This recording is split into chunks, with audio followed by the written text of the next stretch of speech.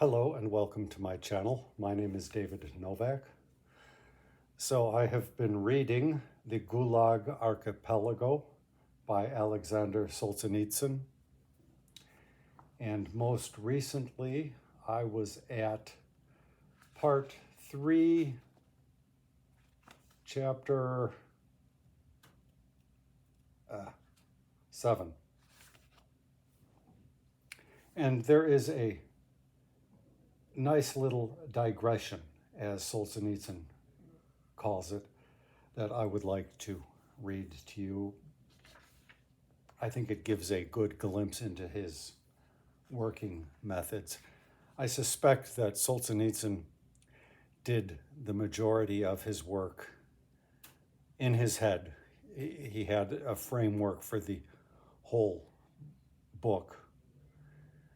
And when it came to actually writing the parts of it, he was not in a position to do much revision. So the whole book has the feeling of something that's a first draft, and my criticisms of the style probably arise from that fact. Here's a little digression, as he calls it. In our glorious fatherland, which was capable for more than 100 years of not publishing the work of a Chadayev because of his reactionary views, you see, you are not likely to surprise anyone with the fact that the most important and boldest books are never read by contemporaries, never exercise an influence on popular thought in good time. And thus it is that I am writing this book solely from a sense of obligation, because too many stories and recollections have accumulated in my hands, and I cannot allow them to perish. I do not expect to see it in print anywhere with my own eyes, and I have little hope that those who managed to drag their bones out of the archipelago will ever read it. And I do not at all believe that it will explain the truth of our history in time for anything to be corrected. In the very heat of working on this book, I was struck by the greatest shock of my life. The dragon emerged for 1 minute, licked up my novel with his wicked, rough red tongue and several other old works, and retired behind the curtain for a time. But I can hear his breathing, and I know that his teeth are aimed at my neck, that it is just that my time is not up yet. And with devastated soul, I am going to gather my strength to complete this investigation so that it at least may escape the dragon's teeth.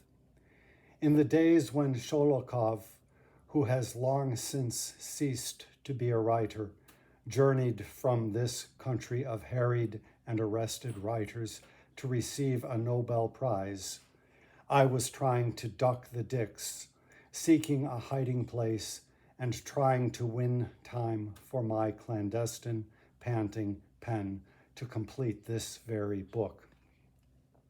I have digressed, but what I wanted to say was that in our country, the best books remain unknown to their contemporaries, and it is very possible that I am therefore vainly repeating the secret work of someone else, when, had I known of it, I could have made my own work shorter. But during the 7 years of our frail and pale freedom, some things did nevertheless emerge, despite everything, and one swimmer in the dawn-lit ocean has spied another head and cried out in a wheezy voice to him. And it was in this way that I learned of Shalamov's 60 camp stories and of his study of the thieves. He goes on to agree with this writer he mentioned, taking exception to one point, but I need not go into that. But I believe this is a real good summary of Solzhenitsyn's motives and his methods. And I really appreciate the fact that the digression popped in here. I'm sure he did not get much opportunities to revise it and make it a tight, cohesive work. And I'm sure he was trying to record just a whole bunch of stories and details which he had lodged in his head. The chapter is interesting. I think in the previous chapter he compared the institution of serfdom with that of being a prisoner in the labor camp. And in all respects, he finds that the status of the serf was ultimately better than that of the prisoner in the Gulag. In this chapter, he makes reference to Dostoevsky's exile or imprisonment.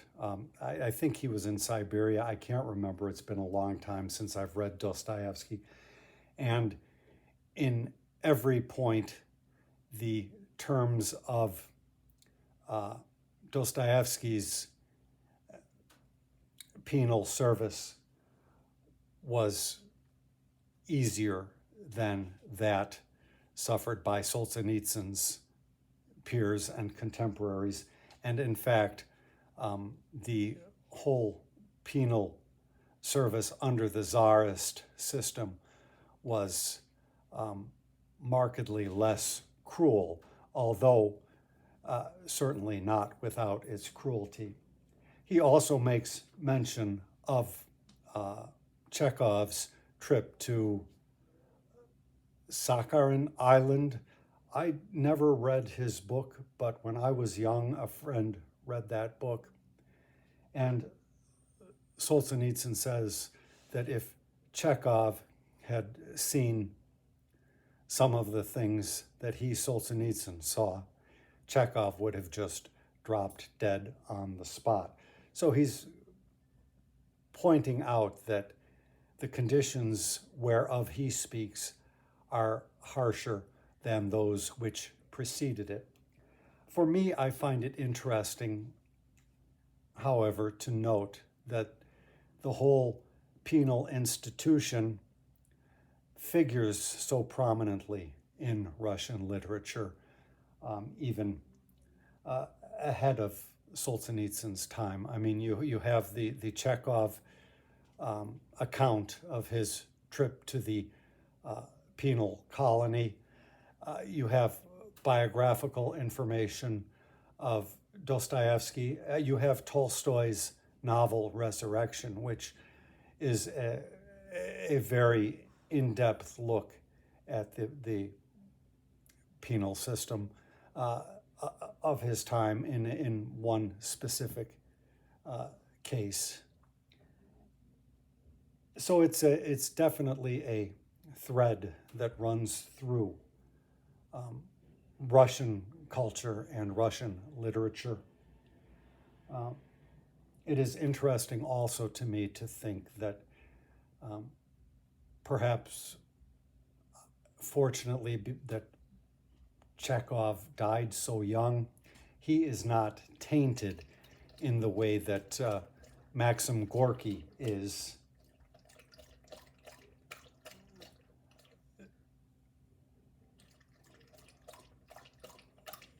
The dog is drinking water. I assume you can hear that. The water fountain is right beneath the camera.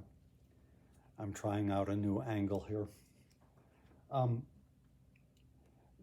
The previous chapter, or one of the previous chapters, talked about the first labor camp project of a major canal, which Stalin wanted built. It was built in record time because it had to be. And as a consequence of that necessary haste, was built too shallow, so it was ultimately not very usable. But a whole host of writers, literati of the day, took a cruise, surveyed the canal, and learned about the labor conditions under which it had been built. Of course, everything had been carefully stage managed for them, but Maxim Gorky does not come off well in Solzhenitsyn's depiction of him, or indeed of what we have of the historical record. Now, I remember long ago when I was reading Chekhov's letters, even at the time, Chekhov did not have a very high opinion of Gorky. I've read the first book of his autobiography, I guess, My Childhood. Volume 2 is My Universities, and I forget what Volume 3 is, but I've read the first of those. And I find him to be a sympathetic narrator, but I hold in reserve Chekhov's opinion of Gorky and have not attempted any of his fiction and may well never get to that point, though I would like to continue his autobiographical musings. So that's how it is going with Solzhenitsyn, and I felt like reading that small 2-paragraph excerpt in which he describes somewhat the conditions under which its composition took place. Thank you very much for stopping by my channel.